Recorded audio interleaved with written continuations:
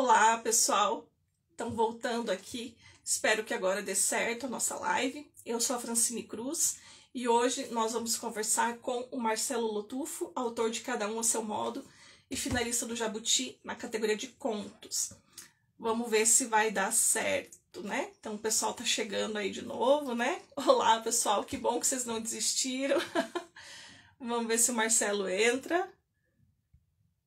Deixa eu ver se ele já tá aqui. Ainda não entrou.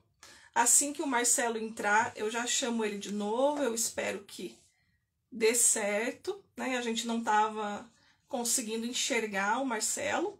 Algum probleminha tecnológico aí, não sei, né? Se daqui ou de lá. Mas vamos torcer para que dê certo agora. Só aguardando o Marcelo. Então, enquanto o Marcelo não vem, né? Vou me apresentar. Eu sou a Francine, sou autora de romances, sou autora aqui do Amor Maybe, do A Casa dos Dois Amores, também escrevo livros técnicos. E hoje eu vou estar aqui batendo um papo, então, de escritora para escritor com o Marcelo Lotufo. E ele vai contar tudo aí sobre o livro dele, Cada Um a Seu Modo, que é o primeiro livro dele e já foi finalista, né, de um grande prêmio aí, que é o Jabuti. E nós vamos perguntar tudo aí para o Marcelo. Pode de vocês, se vocês tiverem. Vamos ver se vai dar certo agora. Aê! Agora foi? Eu tô te vendo. Ah, que bom. Agora eu até mudei de cômodo aqui, vai ver que foi isso. Não sei. Às vezes alguma coisa na conexão, não sei, tecnologia, ela ajuda, mas às vezes atrapalha também, né? Muito bem, muito bem.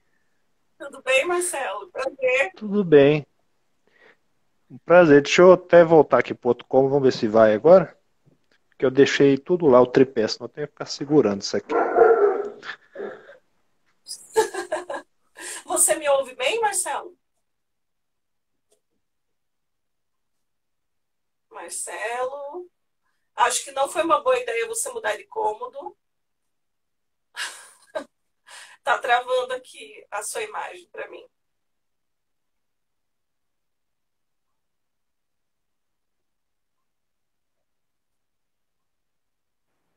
Aí, voltou. Bom, desculpe, eu tô meio atrapalhado, mas é que eu tô na casa dos meus pais. Aí eu tô descobrindo também que eu nunca fiz daqui assim. Normal, né? Janeiro é um mês que a gente fica todo fora de casa, né? De férias, e aí a pessoa inventa uma live para você participar, né? Como é que pode isso? Não, mas é uma alegria, que é isso. Falar das coisas que a gente escreve é sempre um prazer, né? Ah, então tá bom. Então, Eu ó, que eu, antes, agradeço. antes de mais nada, eu vou fazer uma apresentação, então, formal aí do seu currículo para o pessoal conhecer, né? Apesar que tem aqui bastante gente que já te conhece, mas para quem não te conhece, então, o Marcelo Lotufo é professor, também assim como eu, tradutor, editor e escritor também assim como eu. Somos professores e escritores, né? E ele tem mais umas tarefas aí, né? Tradutor, editor. Já traduziu grandes poetas, né? Friedrich, John Young e a prosadora Carolina Tobar. Publicou pela edição Jabuticabas o livro Cada Um a Seu Modo, que é um livro de contos, que foi finalista do Jabuti. Depois você vai contar para a gente essa proeza, né?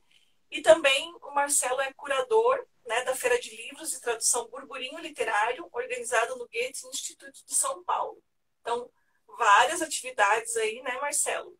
Queria que você falasse um pouquinho. Eu falei assim o currículo formal, mas queria que você contasse com suas palavras aí um pouquinho sobre você, o que você faz, quem é o Marcelo, assim, nas suas próprias palavras.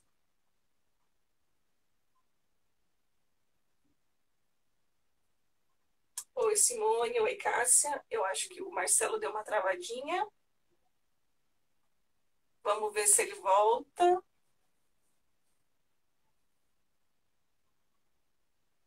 Olá, Cássia. O Caio também está aí. Hoje a internet não está ajudando a nossa live. Marcelo. Desculpa, desculpa. Não tem Caiu problema. aqui. É normal, né? A tecnologia faz isso. Mas você escutou o que eu falei para você? Eu escutei só a apresentação. Então, eu fiz uma apresentação formal. Aí eu queria que você falasse de você com suas próprias palavras, assim, contasse um pouco sobre você, o que você faz. Boa.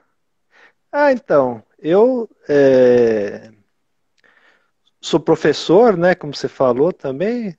Atualmente eu estou dando aula na UFRJ, lá no Rio de Janeiro, mas a partir de São Paulo, porque está online ainda. Então, estou em São Paulo e professor substituto, né? Estou tapando um buraco lá e de literatura brasileira. Então, eu trabalho, na verdade, com literatura brasileira, né? E, e é isso. E aí eu escrevo quando dá tempo. O resto do tempo eu estou preparando aula, que é o que me consome mais. E aí tem a editora, né, Edições Jabuticaba, que é onde eu também trabalho como editor. E é uma editora entre amigos, na verdade, é um coletivo editorial, a gente, pelo menos eu penso um pouco assim, né? Onde a gente tenta publicar principalmente autores e autoras importantes nos seus países já, né? Principalmente de poesia, que dificilmente seriam traduzidos no Brasil. Então a gente tenta apresentar, né, esses autores para cá. E aí, há um tempo atrás, a gente começou uma coleçãozinha de prosa também. E aí foi onde eu acabei publicando o meu livro, né, Cada um a seu modo.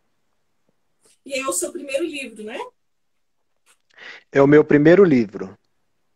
Então, eu Espero que fiquei, não o último, mas é o primeiro. eu fiquei surpresa, porque é o seu primeiro livro e já foi finalista aí de um prêmio tão importante que nem o Jabuti, né?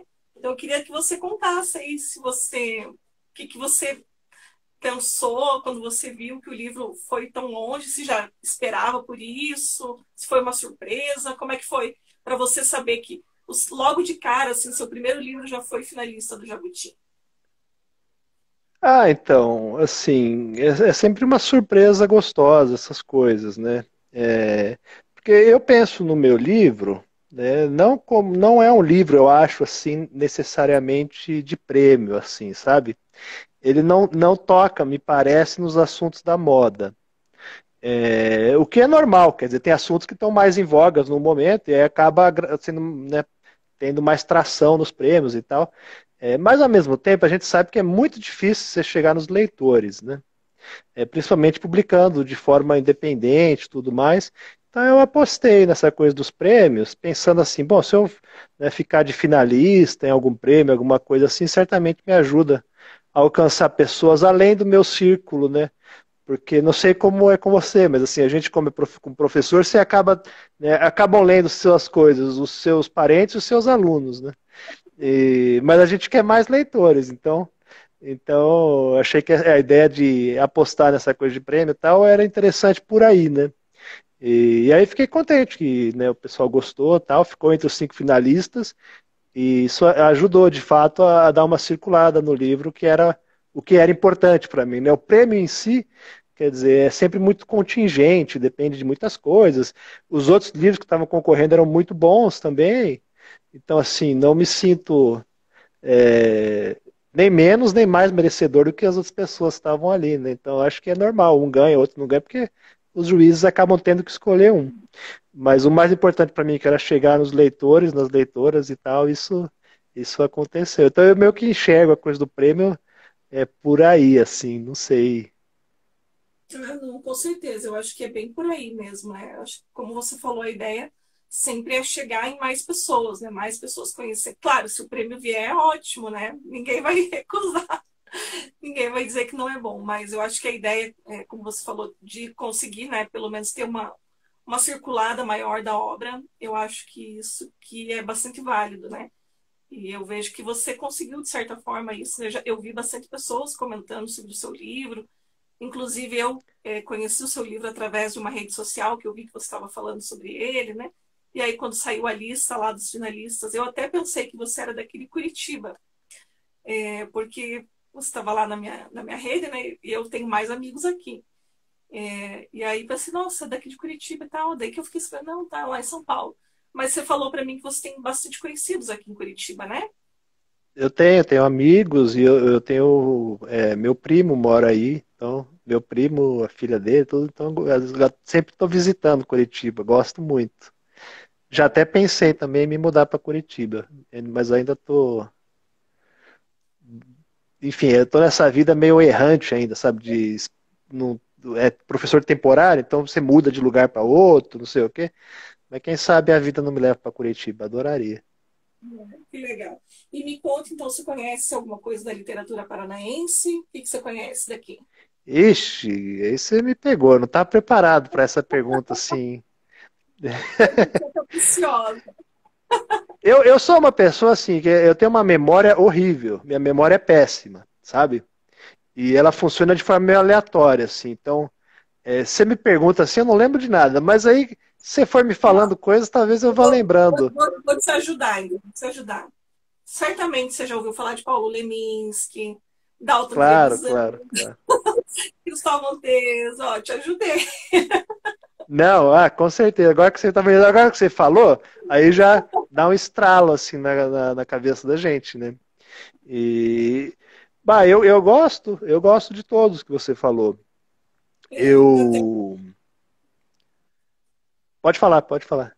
a gente teve agora também no Jabuti, teve vários, né, curitibanos e paranaenses, teve a Giovanna Madalosso, dessa nova Sim, geração, né, o Yuri Alhanati, que eu estou me lembrando agora, mas a gente teve alguns paranaenses aqui também. bom, Curitiba é um dos centros assim, né, literários da literatura brasileira hoje, com o Rascunho aí, né, aí de É, Curitiba, é sim. algo que movimenta todo mundo, né?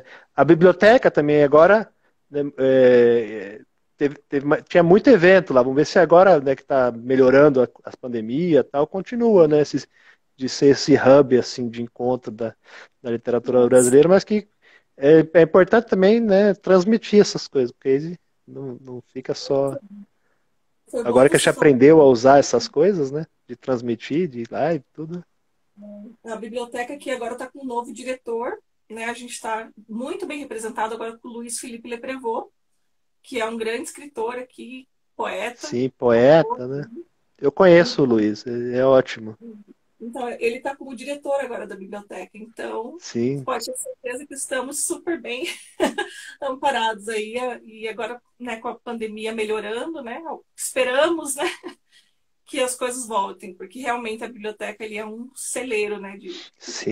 E tem cultura. o Cândido também, né? Que é o jornal a Sim, biblioteca que faz. Então, Curitiba hoje é importantíssimo, assim, para as letras brasileiras, né? É um centro mesmo. que legal, que legal. Então, sempre que você vier para a nossa cidade, seja muito bem-vindo, né? E espero Obrigado. que você vá conhecendo aí o pessoal também, né? Conhecer os novos autores aqui também. Tem bastante gente bacana. Bom, mas vamos falar do livro, então, né? Que é para isso que você veio hoje. Todo mundo quer saber sobre esse livro. São 5 contos, né? Cada um a seu modo. Queria que você comentasse, começando pelo título, assim. O que você pensou de linkar esses 5 contos aqui com esse título? Cada um a seu modo. Ah, não, boa pergunta. Bom, né, título é sempre um desafio, né? Porque você quer alguma coisa que, é, enfim, que seja representativo, assim, dos contos, da proposta dos contos, né? Mas você também quer algo que talvez prenda a atenção de alguém que, né, esbarre no livro, na livraria, por exemplo, tudo. Então tem que ser algo assim. E eu fiquei pensando muito, dei vários títulos para o livro, assim, no percurso, né? Inclusive pensei, no começo que talvez fosse dar o nome de um dos contos, né, para o livro. Mas aí achei que não, que era legal o livro ter um nome só dele, sabe? Só que é um desafio também um nome representativo, porque os 5 contos do livro são bastante diferentes um do outro, né? É, Então eu fiquei um pouco assim, talvez um nome, né, que pe- pegar alguma coisa de um dos contos e tal. E aí eu acabei chegando nesse canal Seu Modo, foi uma sugestão, na verdade, da Vilma Areias, que fez o pós-fácil do livro, que que a gente estava discutindo, várias opções e tal, e ela acho que levantou essa sugestão, ou ela gostou muito da sugestão, e foi outra pessoa que deu, eu não lembro. Mas ela foi que falou assim, não, cada um a seu modo, acho que é o título. Porque o livro, uma das temáticas que percorre é um pouco, né? Essa coisa do encontro e do desencontro, né? De tentar estar junto, mas não estar junto. Ou de mesmo quando você está junto, você não está falando a mesma linguagem da outra pessoa, né? Não conecta direito. Então tem muito essa coisa, assim, né? Dessa uma certa solidão da vida contemporânea, talvez, né? Que a gente se sente sozinho, mesmo estando junto e tal. Então é uma frase, na verdade, né? Cada um a seu modo. É uma frase que está no conto, né? É, do olha, eu esqueci do título. Pássaro Rebelde, né? É, eu esqueci o título, porque esse conto, na verdade, ele chamava antes o Tempo das Palavras. E aí eu acabou mudando, acabei mudando, porque já tinha o Tempo dos Beija-Flores, eu tinha que ficar muito tempo. Então eu acabei mudando o título dele. Foi um conto que, inclusive, saiu no Rascunho, como o Tempo das Palavras, há uns, sei lá, faz um bom tempo, faz alguns anos. Né?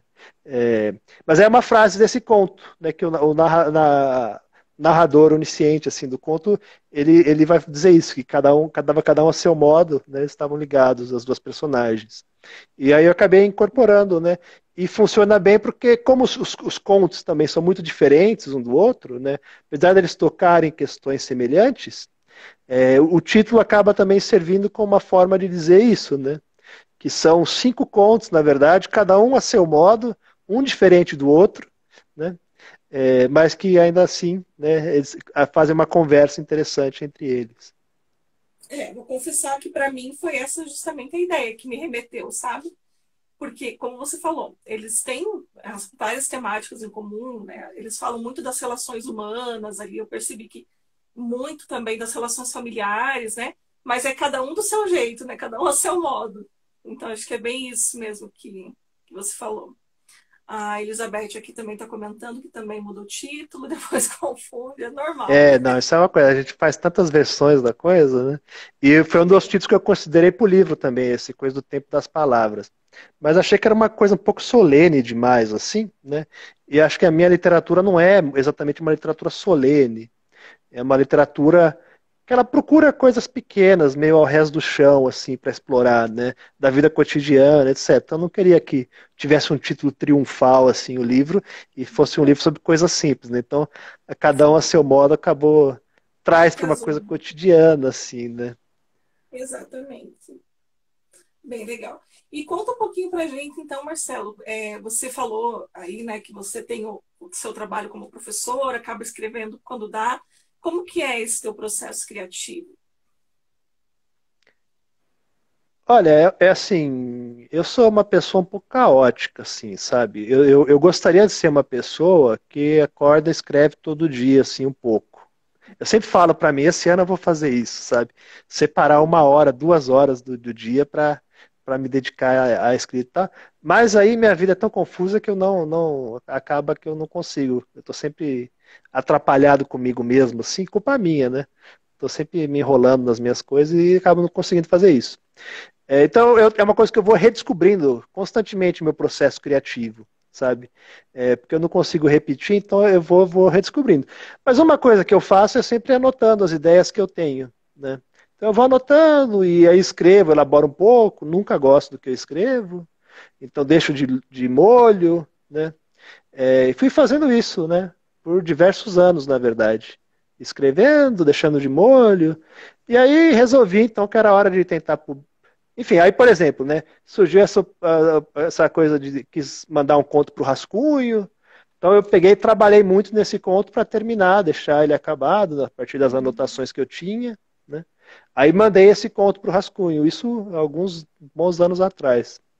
É... Aí, enfim, quando eu resolvi que eu queria publicar um livro, achei que era o momento, eu falei assim, agora eu vou sentar, né, e vou pegar esses contos que estão mais ou menos e vou trabalhar neles até eles ficarem de fato bons.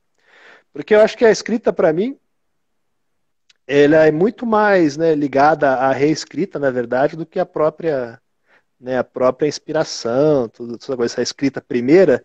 As primeiras versões são horríveis, tudo, né? é um amontoado de clichês, na verdade, minhas primeiras versões.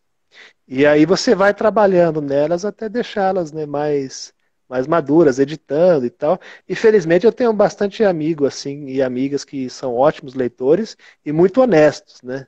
Então eles me dão assim feedbacks maravilhosos, assim, inclusive dizendo que isso está péssimo, não publique, pelo amor de Deus. E aí eu não publico, eu tiro aquele e falo assim, não, deixa eu, né, retrabalhar para chegar num resultado melhor. E enfim, aí o processo foi esse, né? Eu fui amadurecendo esses contos e cada conto acaba tendo, né? Como eles são muito diferentes, acaba tendo os seus desafios, né? E as suas maneiras também. Quer dizer, o conto que abre o livro, né? Que é o Tempo dos Beija-Flores, por exemplo, né? É um conto que é escrito em cima de uma ideia de beija-flor que vai se repetindo, né?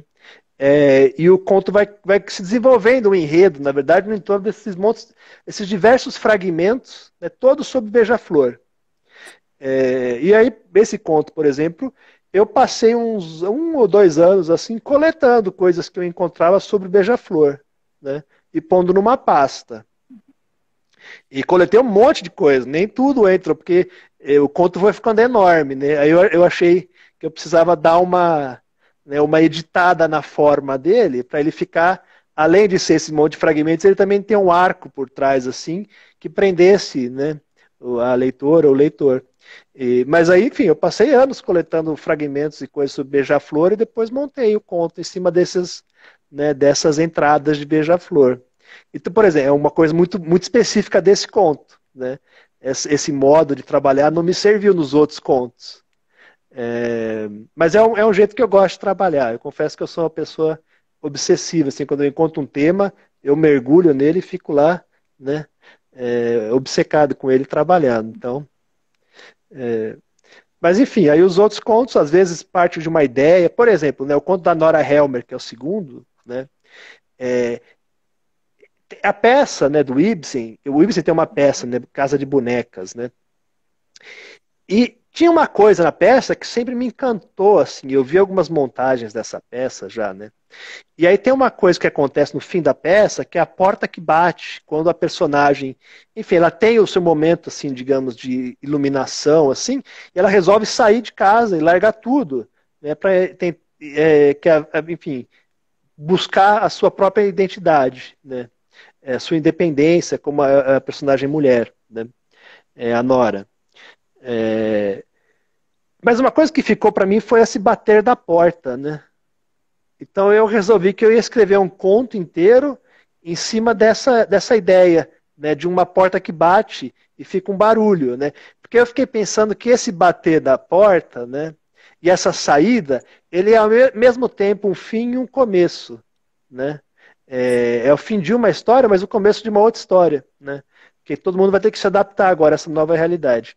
Então eu construí um conto inteiro em cima dessa ideia, assim, né? Porque é um casal que está se desentendendo, né? É, enfim, e tudo para chegar nesse momento de uma porta que bate, né, e fica ressoando, digamos assim. E eu não sei se eu tô dando muito spoiler, assim, né? Mas acho que não. Porque Não, eu até. Não, melhor não falar muito, senão acaba dando spoiler. Mas enfim. Mas é isso, né? mas Partiu dessa ideia. o título já é um spoiler. O título já é spoiler. Não, exato. E assim, eu fiquei na dúvida se as pessoas iam entender, né, e eu relacionar com a peça, porque assim, não é importante, na verdade, para você ler o conto, né, não é importante, né, mas é uma camada que está presente, né.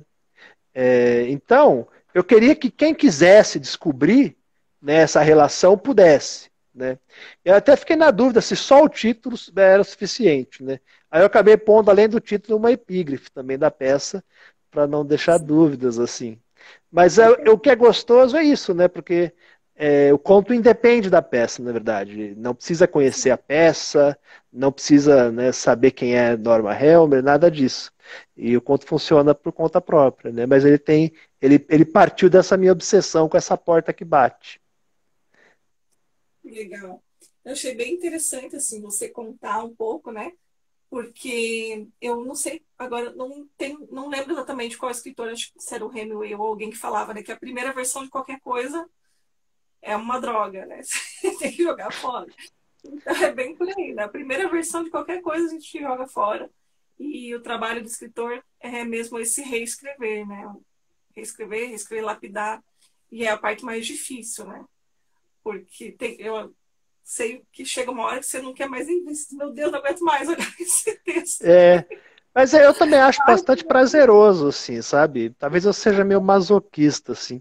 Mas é um Nossa, trabalho. Eu gosto muito mais, assim, quando já tem uma primeira versão e eu posso trabalhar em cima dela, sabe? Eu sofro menos. Porque eu tenho uma dificuldade de preencher o papel, assim, sabe? mas sabe por É uma quê? dificuldade. Porque você é contista, porque se você escrevesse romance, que nem eu sei odiar. Pode ser, porque aí fica mais longo, né? Eu acho que isso também é uma coisa, assim, eu optei por um livro curto porque o meu modo operandi, assim, não favorece coisas muito longas, eu tendo a não terminar. Então eu optei por fazer o livro de contos, tá? Isso é verdade. Mas brincadeiras à parte, né? Eu gostei muito, foi um dos primeiros livros que eu li esse ano. Eu levei ele comigo nas férias, lá para casa da minha sogra. Fiquei lá sentadinha na varanda lendo. E ele é bem gostoso de ler, você lê assim, é muito fluida a sua escrita. E se você me permite, eu queria ler o comecinho aqui para o pessoal ver um pouco da sua escrita, né? Claro, Do, manda do, ver. do Tempo dos Beija-Flores, que eu achei, de todos, assim, achei que ele é o mais poético, assim. Foi um dos que eu mais gostei. E começa justamente com uma epígrafe do Darwin, né? Você falou que você pesquisou bastante sobre os beija-flores, então acho que casou bem também. E começa falando, então, né? À medida que passávamos, divertíamos-nos observando os beija-flores. Charles Darwin. E aí, o número 1, logo existem. 2, as menores, mais rápidas e glutonas entre todas as aves. A mais resiliente das criaturas que povoam os ares.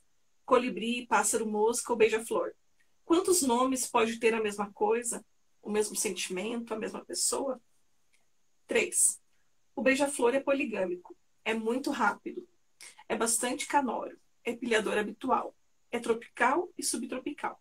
É uma ave de pequeno porte. É um pássaro da família Trochilidae. É originário das Américas e ocorre do Alasca à Terra do Fogo.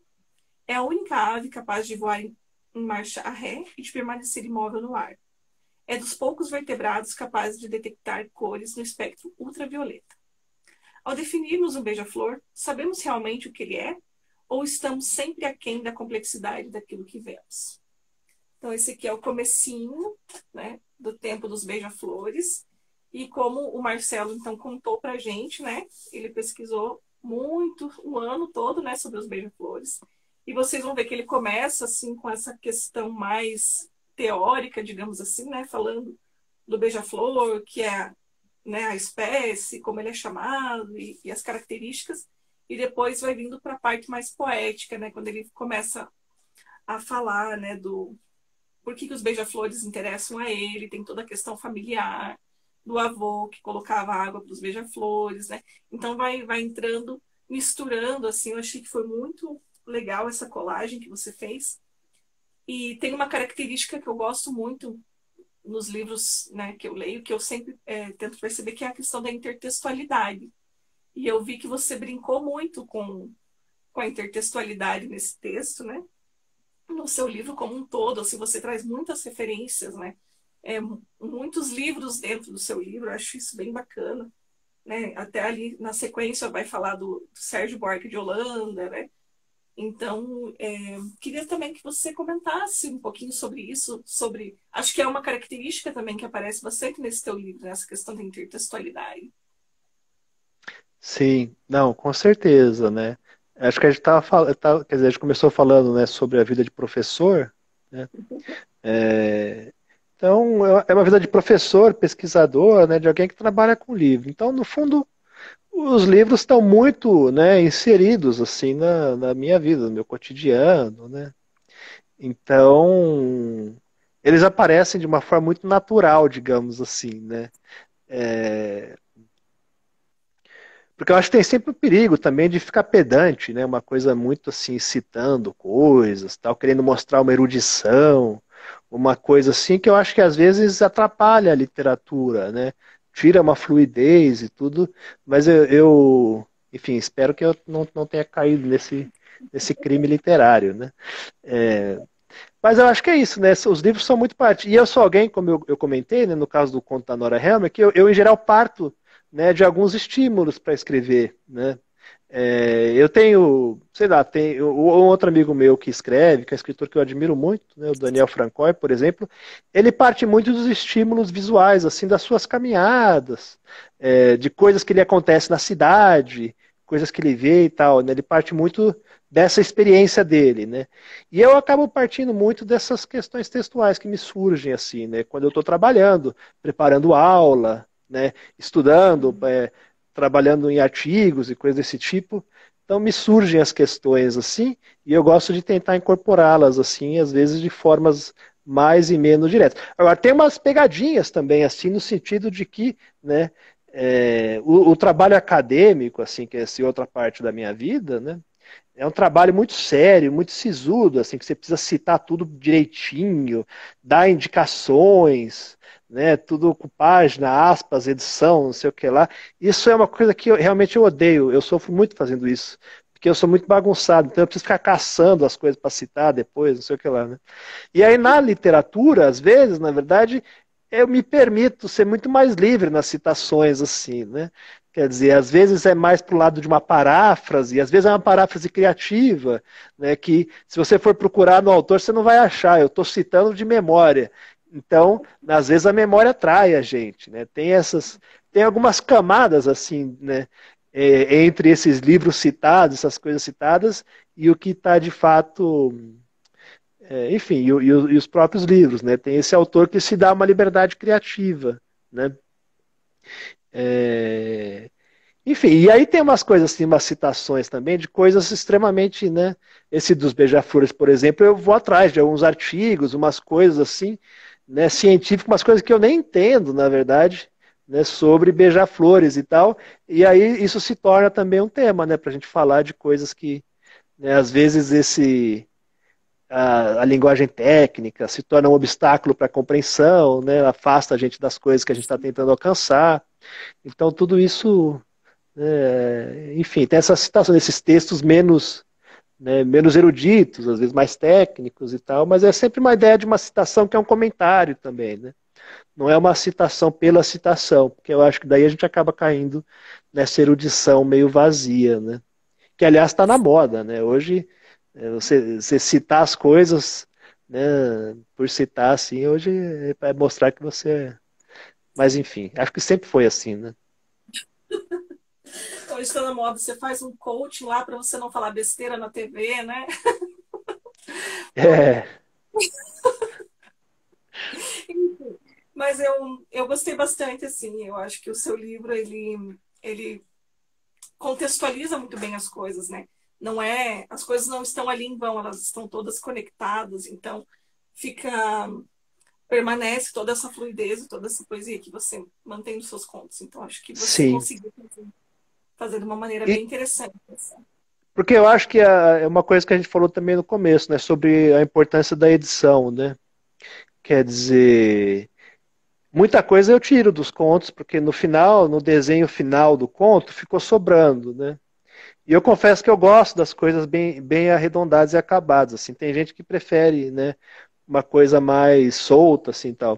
Mas eu gosto. Então, às vezes tem coisas citações que eu gosto, né, ou trechos que eu queria incorporar e tal, que eu acabo não incorporando porque não coube no desenho final, né? Ou ficou sobrando, quer dizer, tá excessivo. Aí você tira algumas coisas, deixa de fora, né? Nem tudo precisa ficar na versão final, como a gente estava falando, né? Muita coisa pode cair pelo caminho. Acho que é um exercício, sim, né? Sim. Aproveitar para dar uma boa noite aqui para o Daniel Oziek, que é aqui da editora Cotter, aqui de Curitiba, também. Boa noite, Daniel. Também é escritor, também é contista, muito dos bons, por sinal. Ah, que bom. Tá dando aí boa noite pra gente. Seja bem-vindo, Daniel. E continuando aqui, então, a gente está comentando, né, sobre os contos. Qual que foi o mais fácil de todos, desses 5 para você escrever? Nossa, foi assim, muito fácil de escrever. O mais fácil, ixi. E por quê? Olha, acho que Nenhum foi fácil, eu vou te dizer isso, na verdade. Foram todos difíceis. Eu acho assim, talvez Vou mudar a pergunta. Qual que foi o mais difícil? o mais difícil. Não, ó, sobre o mais fácil, né? Uma coisa assim, eu acho que o Pássaro Rebelde, né? Apesar de nenhum dos contos serem felizes, digamos assim, no sentido de há uma melancolia que percorre o livro, né? É, eu acho que o Pássaro Rebelde é o conto mais solar do livro, assim, né? Porque eu acho que são personagens jovens, né? Que estão, no fundo, também descobrindo um pouco sobre elas mesmas, né? E tentando um futuro, digamos assim, né? Pela frente. Então é possível ter um otimismo de que mesmo, né? Os pequenos percalços vão ser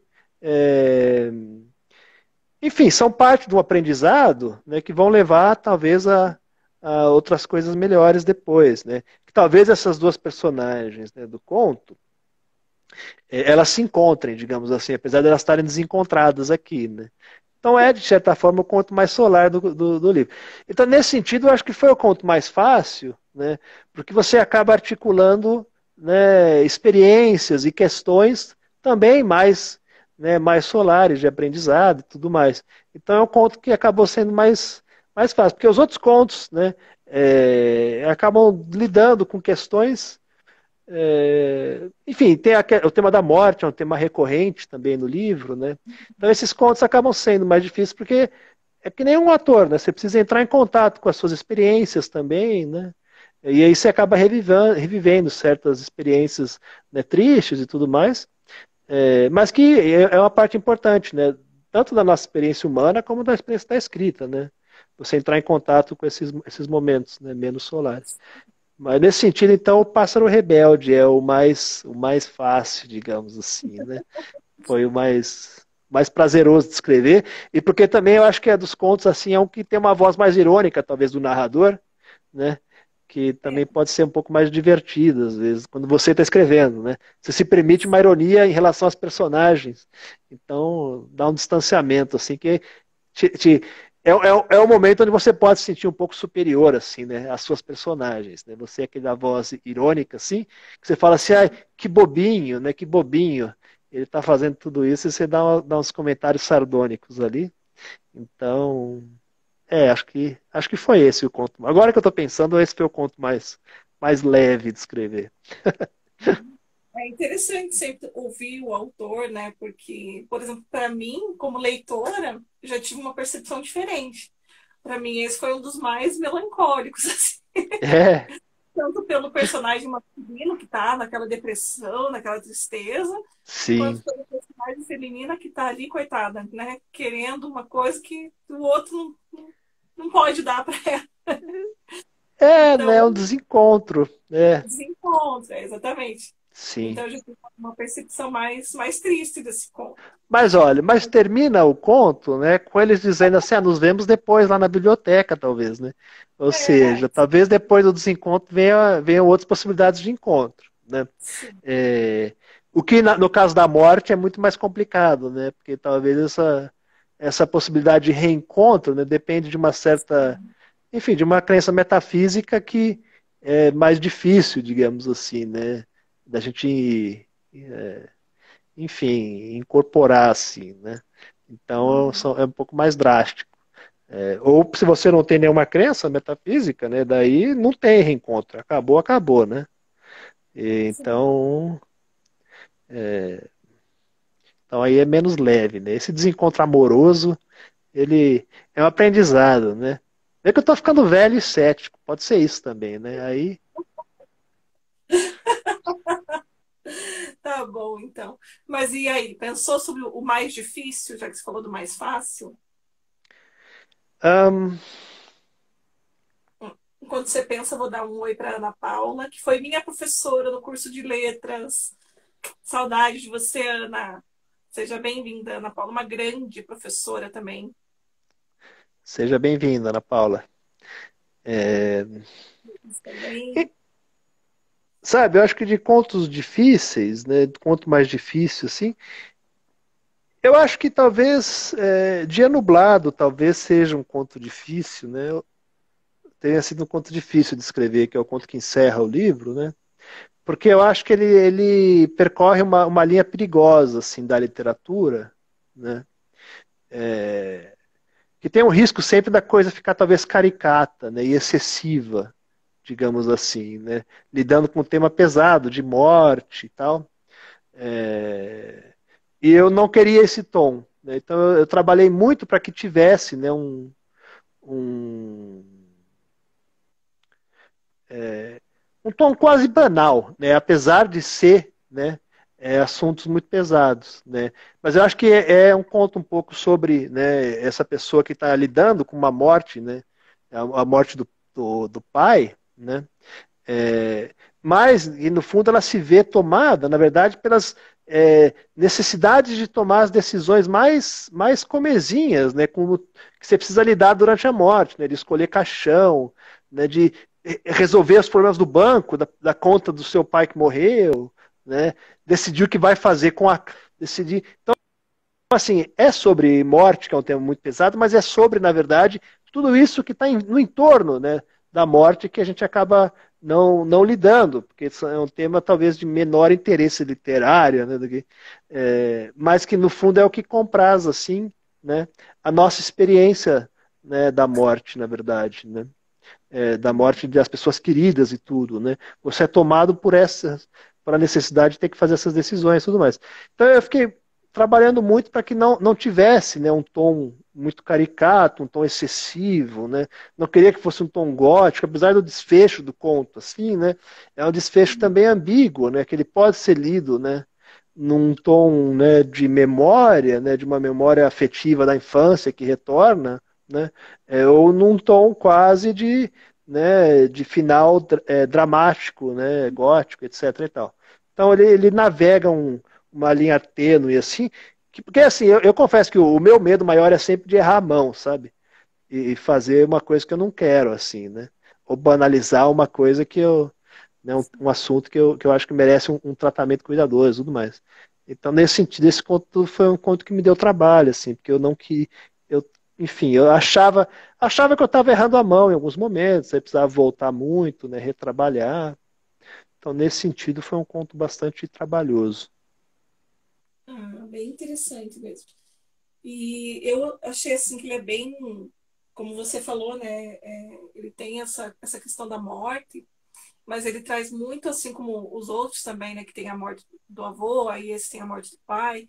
Tem muito como que a família lida com isso também, né? Porque ali, no caso desse conto, tem como ele que está aqui lida com isso e como a irmã que está longe, né? Também tem outras preocupações, Sim, está mais preocupada em vender e o dinheiro e não sei o quê, né? sim. Então acho que entra muito aí o cada um a seu modo, né?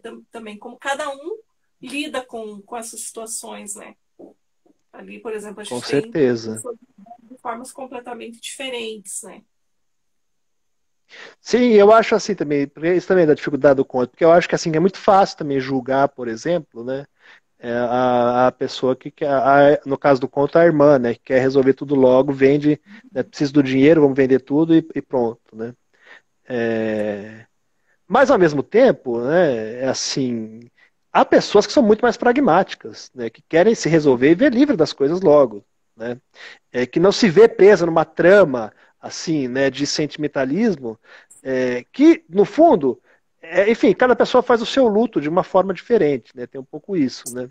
Então assim é muito fácil a gente contratar. Então o desafio era um pouco esse também, de não fazer, né, enfim, de navegar esse espaço ambíguo assim, porque obviamente toma um pouco, né, o ponto de vista, né, do filho, né? Mas também não queria necessariamente demonizar, né, a filha com a sua decisão, etc. e tal, né? Então, fica tentar esse espaço entre as coisas, né?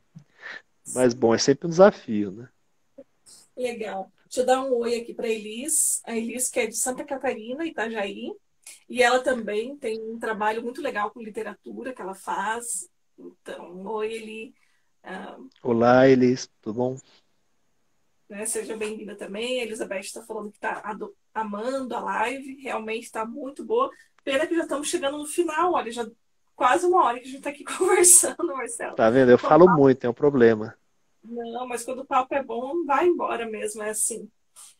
E então, para terminar, assim, né, antes que o Instagram, não sei se ele está cortando ou não está cortando, quando dá uma hora, né? Mas eu queria que você falasse, então, esse foi o seu primeiro livro, né? Você falou Não Quer Parar por Aqui. Tem os seus projetos com a editora também. Queria que você falasse um pouquinho sobre esses projetos. A gente está no começo do ano, né? Aquele momento que você faz um monte de planos, assim. Conta um pouquinho pra gente, o que que você está planejando aí. É, não, a vida anda meio conturbada, né? É, então é difícil, os planos ficam todos meio em suspenso, assim, né? Enfim, os últimos 2 anos já foram extremamente difíceis, né, de fazer plano por causa da pandemia e tudo. Até fiquei com essa questão, se eu lançava o livro, esperava passar a pandemia não passou até agora, né? Ainda bem que eu resolvi lançar, porque já faz mais de ano agora. Só estaria esperando ainda, né? E acho que é importante, às vezes, fechar ciclos, né? Mesmo quando a gente enfim, mesmo quando a coisa está nesse momento, né, difícil, assim, às vezes é legal a gente fechar um ciclo. Isso que eu queria com o livro, né? É, mas agora, esse ano que se abre, assim, bom, a editora acaba tomando muito do meu tempo livre, assim, quando eu não estou dando aula, preparando aula, né? E tem muitos projetos, assim, né, da editora, que acabam passando pela minha mão também, né? Que são projetos, às vezes, de outras pessoas e tal, mas que eu acabo tendo de editar e comentar e revisar e diagramar, toda essa coisa que é uma trabalheira, né? É, enfim, acho que vale a pena, né, olhar os projetos da editora que são muito boas, gente. Entra no site lá, www.ediçõesjabuticaba.com.br, né? E tem coisa ótima vindo. Quer dizer, a gente vai lançar agora uma Mônica Orreda, que é uma escritora equatoriana fantástica, vai lançar a poesia dela. Outra editora vai lançar prosa também esse ano, parece, né? A gente vai lançar, vai ter poesia russa, poesia americana, vai ter o Pavese, né?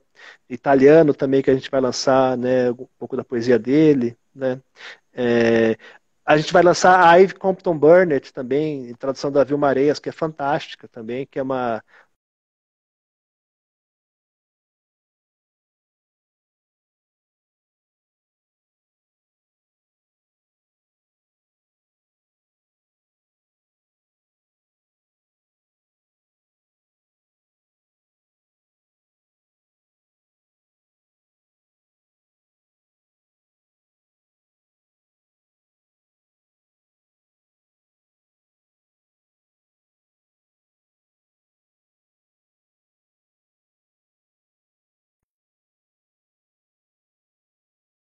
aqui.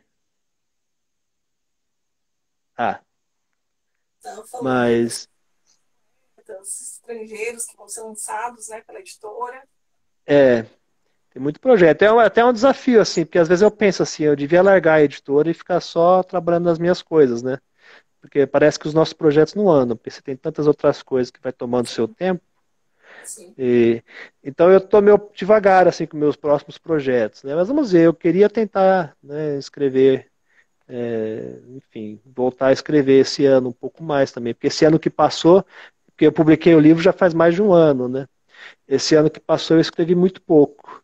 Então eu quero ver se eu tento retomar um pouco mais. E agora a escrita já, agora que eu consegui, já o livro já fez, né, o seu percurso, já teve o seu recebeu um pouco de atenção com o prêmio, com, né, a indicação do prêmio, tudo isso, eu fico mais leve em deixar ele para trás agora, assim, e partir para os próximos projetos, né?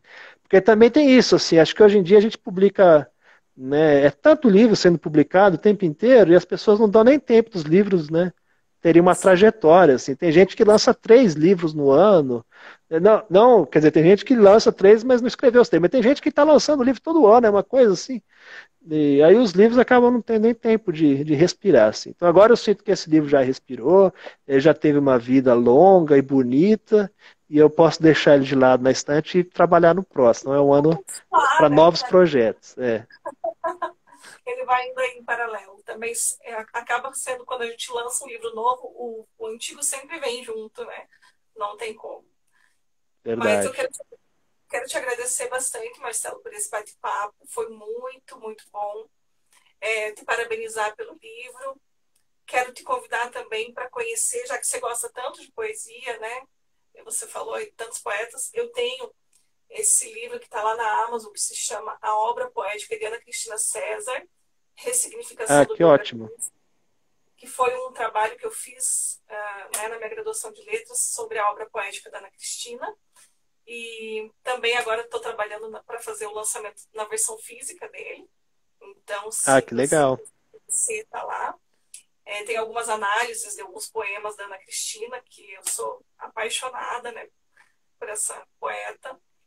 Não, E vou olhar, vou olhar. então fica o convite aí para você. E também te convido, você tá com o seu livro aí? Tá com o seu filhinho aí? Eu gosto, isso, segura ele, que eu gosto sempre de fazer aquela selfie, né? Eu vou pegar os meus aqui, a gente faz. Aí, depois eu posto lá para marcar esse nosso encontro. Quero te agradecer, quero te convidar Não, foi um também para prazer, eu que conhecer agradeço. ali no canal Senhora Literatura, que é onde eu vou colocar depois esse vídeo para ficar a gravação. Também tem várias entrevistas, vários livros de autores paranaenses, curitibanos, se você quiser conhecer também. Né? Muita gente que não é tão conhecida fora, mas eu sempre estou privilegiando também o pessoal daqui. Então fica o convite também para você conhecer ali o canal, tá bom? E muito sucesso aí para você nessa sua caminhada literária, tá bom? Muito obrigada. Obrigado, obrigado pelo convite. E vou visitar todos os sites, sim. Pode deixar. Nós também vamos visitar lá a Edições Jabuticaba, né? É. Então tá bom, muito obrigada. Tchau, tchau.